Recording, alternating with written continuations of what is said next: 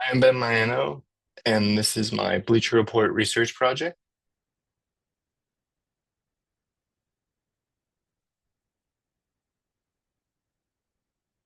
Here is the table of contents, which is just going to be the overview for this entire presentation. The first part is policies, second part is history, third part is purpose, fourth part is users and subscribers, the fifth part is the trends, and the sixth part is where I think it will go. So part one, policies and regulations.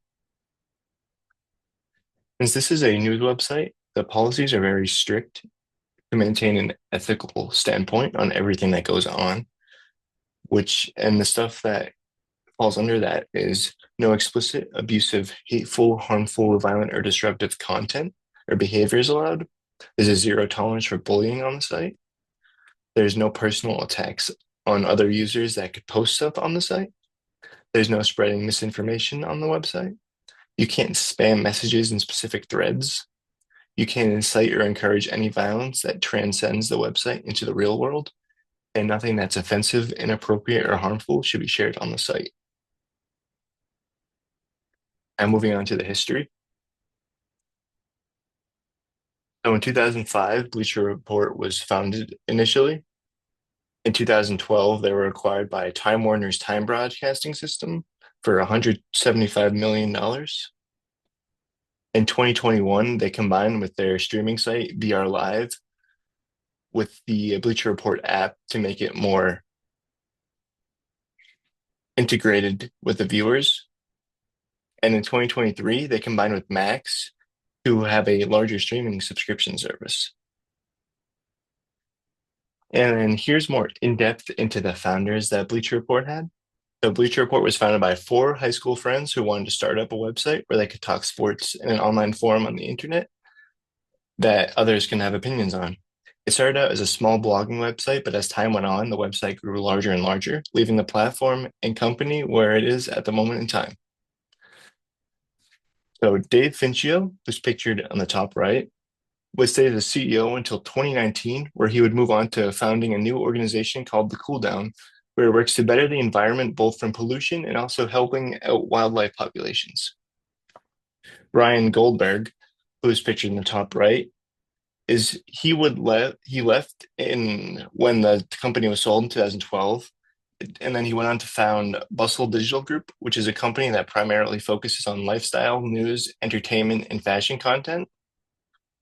And then Dave Nemitz, who's in the bottom right, he left the company and founded Inverse, which is an online magazine that is for millennial men that focuses on technology, science, and culture.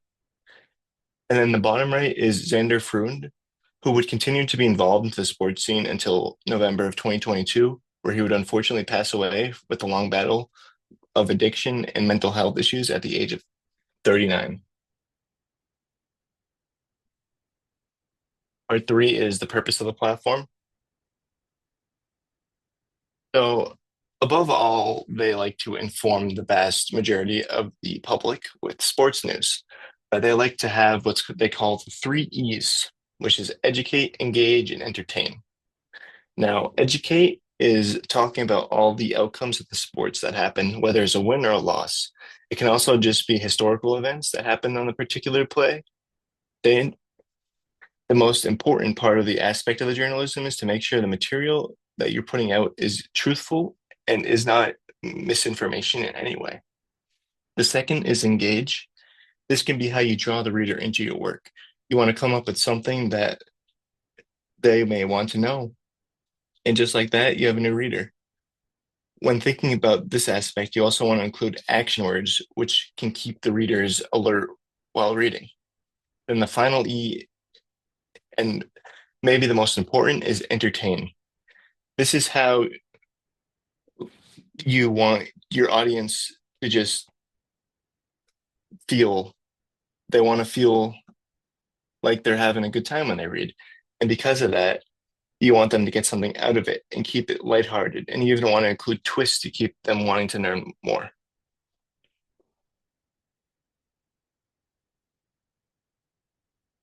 They also have different principles that they like to instill into the viewers, such as be brash. This is saying that you should believe in everything you do and should take the chances that you believe will give you the best outcomes. Your voice is what matters, and that's what gives you uniqueness and perspective in society. Another is do it differently. This is saying that just because one person is doing it one way and it's working, it doesn't mean there's a harder way that will give you a more fulfilling result. This can make you stand out from the average viewer, and it could push you to create something new that nobody has done before. And the last one they instill is champion what's next. You should always strive for what's now and also, but more importantly, for what's next. Don't look at things as they're set in stone when you could shape them into a better, more positive culture for future generations of sports. Part four is the users and subscribers. So the membership to the overall Bleacher Report website is free. Anyone can watch it or read it as well. But it's the streaming site that's actually costs the money. The streaming site costs around $10 a month to view specific sporting events that happen. And this can also include special presentations of a one-off sports event that may be only on the Bleacher Report streaming site. The notable writers on the website, because you as a reader, you can't really write on this because a it's essentially a news website. So you have to be accepted to write into the website. So Adam Wells, he's a featured column writer and breaking news writer. Rick Boucher is a senior writer for the website. Jonathan Abrams is a New York best-selling author known for writing Boys Amongst Men, who writes for the website. Lisa Horn is a predominant writer in the college football part of the website. Gary Davenport covers everything NFL related and also being an NFL analyst slash writer for the website. And then Sanjay Kirpalini is a national recruiting analyst that is best known for his work with covering Russell Wilson and Tom Brady. The fifth part is the trends on the platform. Now, since this is a sports website, the trends tend to vary depending on the time of year, but primarily they do the NBA season, the NFL season, MLB season, and they cover soccer. Like right now, the Champions League is going around in soccer, and they're covering the stories that unfold. Also, right now is the NFL draft, which is a big topic of discussion right now because of all the collegiate players that are being drafted into the NFL. And also, it's the NBA playoffs right now. So, round one is being talked about a lot on the website, as well as the honors,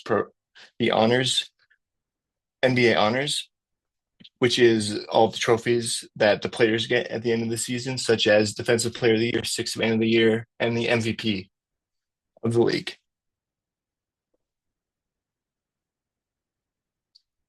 So, as far as the last part goes, where will this platform go? The sky is the limit for this because it has grown so much in the past 5 years. So, I wouldn't be surprised if it ends up surpassing the likes of Barstool Sports or even ESPN in the coming years because of the connection it has with the newer audience of sports enjoyers. Also, I can see them covering new sports as they emerge out, which is always good because then those sports will have coverage. And also, new streaming opportunities always come about. So that would also be a really good time for them to branch out. Thank you for listening to this research project. I hope you enjoyed. Have a good one.